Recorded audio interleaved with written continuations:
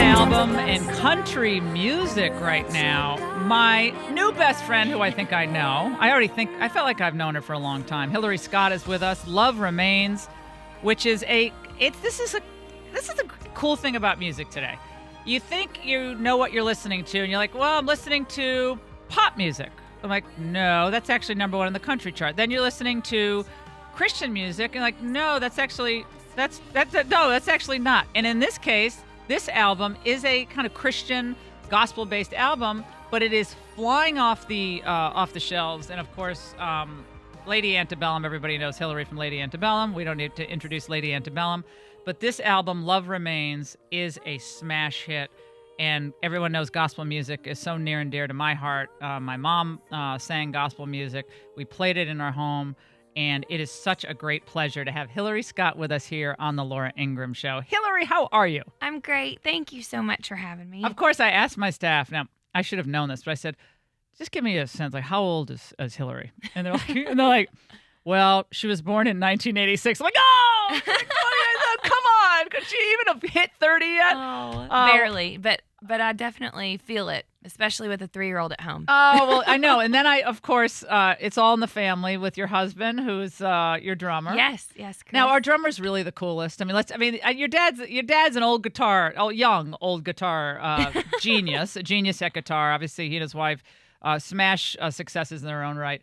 But there's something about the drummers for the girls. The girls always go for the drummers. I'm sorry. Well, my husband and I met in college through a mutual friend. He went to Belmont University, and I was at MTSU. Yeah. And I knew he was a drummer when I met him, but we really just were friends first. And then a few years later, reconnected and started dating. But, they are cool. I mean, just the fact that, he can make a rhythm on a guitar case. He could make a rhythm on this table, or a really beautiful drum kit, and that's pretty awesome. We're going to talk about what it's like touring with your family, because so many times in music, and we've talked about this with other artists, from whether we're talking to Bono or Quincy Jones over the years, but sometimes it's hard to tour with your family. It's great in many ways, but we're going to get into that though. So I want to talk about how you keep it all together with your dad and everyone else in the band. But let's talk about this project.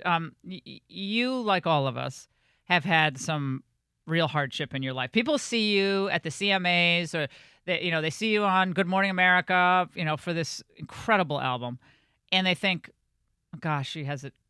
I mean, she has everything made. She has everything, and yet this album was born out of great heartache. Tell us about it. Yes. Well, the start of this started 5 years ago. From my grandfather got diagnosed with leukemia, and we walked with him through that. He fought really hard for 5.5 months. And through that, we had a Caring Bridge site where family and friends, because he couldn't have visitors, would leave messages or scripture or hymns, encouraging words. And it was a huge bright spot for my grandfather, because he would go into a story about each individual person. And so my dad sat me down a little over a year and a half ago, and said, let's do something to thank them. Music has been a gift we've been given. Let's use it to thank these people. And so I took that and said, well, I would love to do that, but I want to give the world a chance to hear it. And in the process of making the record, I and my husband faced one of the most difficult things I've ever been through, when we miscarried our second pregnancy. And so I really believe it was God's way of going, okay, you're singing all these things about me and what you believe, but are you really going to live it out when hard times come, Tell me about your grandfather. Oh, man. He would be so excited that I'm here, first of all. Aww. And he was truly the patriarch of our family, a hard-working, blue-collar, South Carolina-born, post-depression. Just, there was nothing, he wasn't above any job. He just wanted to put food on the table and take care of his family. And that was so respected. But he also had a very dynamic personality. Like, when you were in his house the whole day, especially, because he woke up at the same time every day, he ate at the same time every day. Everybody kind of worked around him, but he would keep you rolling and laughing. And I like to say he was our original street team with like music, because he would make bootleg copies of early Lady A music, my parents' stuff, Did and he just play? hand it out to people. Did he play? He didn't. He sang, No. just for fun in the car, but he drove the airport shuttle from a couple of hotels near outside of Nashville. Uh-huh. And Oh, you he see would characters in that. Yes, and he would play them. I mean, they didn't have a choice what music they heard. It was my dad or my mom or us. So he was our biggest fan. Oh, well, and he's without a doubt, he's watching. Do you ever feel his presence? Absolutely. You do. Tell me how that manifests itself. Oh, I mean, just things that it can be something so simple as something my dad says at dinner that sounds literally exactly like him, or something, an expression I see my daughter make, or even just at certain times listening to music. It's like when it's music I know he would enjoy. You just feel close, but I've prayed the whole process of this record, like that the veil between heaven and earth was down at some point, so he could see just how much fun we were having and all really wanting to continue his legacy. And it's funny, I do the same thing with my mom. Like I get little winks from my Yes. mother. I call them winks. Yes. Where a cardinal flies by at an odd time, like when you're filled with anxiety about something. And I'm like, thanks. Like that was she always say, when you see a cardinal in an unusual time, I'm there. Or wow. A dime, she would say a shiny dime. When you find that in a pocket that you don't expect, that's, and it's weird. Like they're just little winks. But I beyond a tribute to him, you're kind of living, you're living on. You're your dad, your mom, your next generation. You're the next generation. And that's what he would want us to do. I mean, he would want us to just march on, and like be one joyful. of the songs. Life Yes. is short. I mean, whether you Absolutely. live to 85 or whether God takes you soon, life is very short. Yes, and so much of the peace we have with this record is knowing that we will be reunited. Absolutely. This isn't the end. It's the end right now. We have to continue the rest of our days without him, but I mean, it's not the end. We will see him. Let's listen to a little bit from the song that was really devoted to your grandfather, Safe Haven. Yes. Let's listen. Now, is your husband's playing on this, right? He's the drum. Is your dad playing on this too? He's singing. Oh, you're and- singing. Oh, you're uh-huh. singing. Of course. Okay. And We're gonna bring your dad in the next segment. Your dad's standing here, and we're gonna bring him in. Okay, I'd he love taught it. you what you know about music. Exactly. If I'm gonna know you, I gotta know him better. So. Absolutely. So your dad obviously sings. Your husband plays. And Lady Antebellum, the group, of course, how supportive were they of you doing this project? I imagine they were cheering you all the way. Yes. That's the kind of people they are. They are, and that's how we were for each other. When we decided to take this time to kind of use with it how we wanted to. Right. Like Charles did his own solo record, saw and that, it's yeah. beautiful, and toured it, and then Dave produced other artists, and we've all kind of found our own individual creative paths. Don't do a Beatles thing on us, though. We need you together, okay? Oh. I mean, don't be separating or just getting too comfortable with this. It's No. great, but we still want you back. Oh, and we are so excited to be back and working on new music already. But they've been extremely supportive. I don't think I could have really, done it with a pure just excitement and enjoyment if I knew in the back of my head that they weren't 150% behind Now, me. I learned a few disturbing things about you, Hillary. We're talking to Hillary Scott. Of course, everyone knows Hillary from Lady Antebellum, but her new smash album, which I'm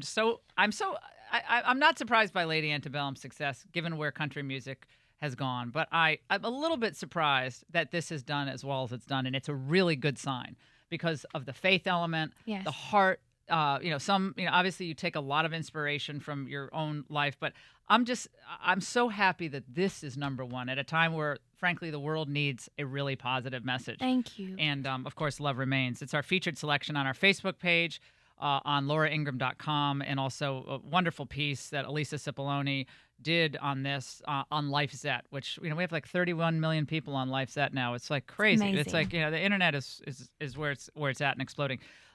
So the disturbing thing I heard about you was the music you listened to as a teenager, but I have my own confession on that. So, I know you like, Reba and, Loretta Lynn, Yes. but you were a teenager just like 5 years ago. So what did you listen to? What did you listen to?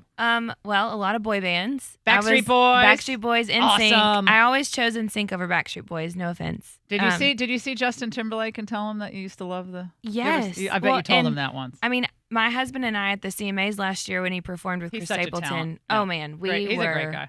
Oh, and then Boys to Men. That was one of the first records I remember. They were depressing always. It was always a sad. Some saying goodbye or someone dying. Slow Boyz II jams. Men. Oh yeah, slow jams. Slow jams. Exactly. And then the other music that I'm really proud of being introduced to was Carole King Tapestry. Oh, My okay. mom Now bought you're me. redeeming yourself from the boy band. Yes. The Carole King. But I will say, I mean, I love a good pop song. Yeah. Oh, who doesn't? I'm just teasing you. But I think a lot of the Backstreet Boys want to forget about the Backstreet Boys half the time. So I think that's okay, Hillary. All right, we're gonna take a break. We're gonna bring in Hillary's dad. This is such a fun time to have you in the studio and have you with us. Do you know, Hillary? You are the first musical guest, and what will be many, many musical guests. We do a lot with country music and rock and roll and soul music on the Laura Ingraham Show, but you are the first in our new studio. Oh so my gosh! Welcome. Thank This you. is christening our new studio, and it's a faith album, a Christian album with kind of a little poppy edge to it. But I'm just so thrilled. Hillary Scott is with us. Of course, everybody knows her from Lady Antebellum, but I think this is going to be one of many big single albums for you. Love Remains. We're going to take a break. Come back. More fun with Hillary and her dad. Don't go away. There's a God who knows you. He's calling out.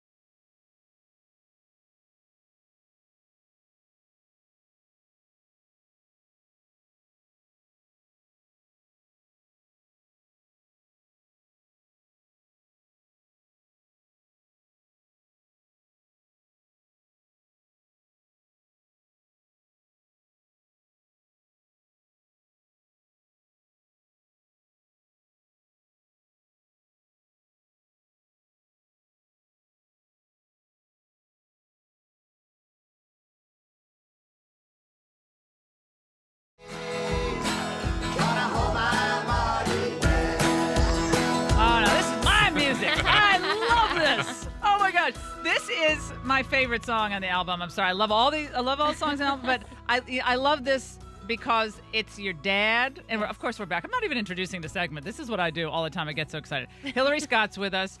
Her smash album, and she's a cool person, a nice person on top of everything else. I hold it up to the camera, but I don't know. Is Love Remains. I'm going to get it signed, framed with all my other cool memorabilia. But Love Remains, #1 album in the United States today in the country chart. But who you're hearing sing, and of course this is the iconic I Can't No Grave, Hold My Body Down. Everyone has covered this song, but it's different versions. There are gospel versions. We heard Sister Rosetta Tharpe. That was 40 plus years ago, maybe 45 years ago. And you did the Ricky Skaggs. This is Skaggs here. You hear that mandolin kick in, and you're singing, and you're playing the guitar as well. Yeah, correct? I'm singing lead on this song. Yep. Yeah, this song ends the album because we tried to create an arc to this album so that it started and kind of tells a story, in the sequence of it. And so this is the way that it ends because ain't no grave gonna hold me down. Yeah. That's what we believe. That once Jesus comes back, that we're going to be, that we're going to be raptured, and so that stone's going to roll away, and we're going to be rejoined. And so you end this, and I'm talking to Lang Scott, who is Hillary's dad in a musical, just wild success in his own right, with his wife Linda, and you must be so proud of your daughter. I have a daughter who's 11. You have a daughter who's 3, Yes. Isley, whose name I mispronounced earlier, but Isley.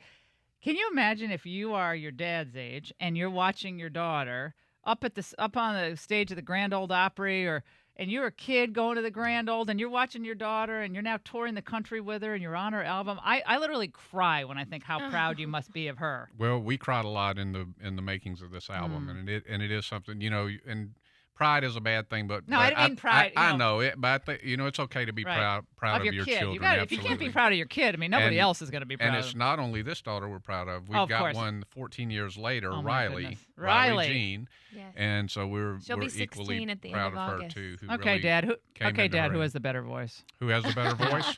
Well, we have to do it at age appropriately. Okay. So at the age of where Riley is now, which is 15. And Hillary at 15, they're pretty equal. They're pretty close. Yeah. Okay. You guys gonna record something together, you and your sister? Oh, well, she has a song on this record. Oh, she has a song on it too. Okay. Yep, she does, and she actually starts singing lead. Yes, it's called "Unfailing Love." Oh, and oh my gosh, that sounds like you. Yes, and then that's her. Yeah, they sound a lot alike. Wow. And then the start of "Love Remains," the title track, is Riley as well. Oh my gosh, so this really is a family affair. Yes, all of us. When did you know that they had the talent that you had, Lang? Oh, they've from the beginning. They've far surpassed anything that I had. But Hillary, and for people who know that you toured with Reba for all those years. Yeah, through the '90s. You've been playing guitar since you could walk, basically. Yeah, Linda Davis, who's my wife, and we celebrate 32 years this month. Wow, congratulations! And she's on a plane to Singapore right now, she's oh my goodness, she's out touring with Kenny Rogers. But Hillary, we knew. We were downtown at a home decorators convention or something, and she was 18 months old. And we came out, and I was holding her, and she was actually, Linda may disagree with this, but it was a Michael McDonald song. It was Minute by Minute. Oh, it's and a great song. Hillary came out at 18 months, and she was actually singing, humming in tune, in rhythm, and into the same key that we had heard it inside. Was the baby bottle the microphone? I mean, what is that? I mean, yes, it was that's just scary. Crazy. That's almost frightening at this point. if people have gone through, we all have our crosses. I mean, the Bible says, "Pick up your cross and carry it." You hug the cross. People want to avoid hardship, and nobody wants to go through hard times. You did with your grandfather, miscarrying. I had breast cancer, lost my mother, lung cancer. Everyone has something, right?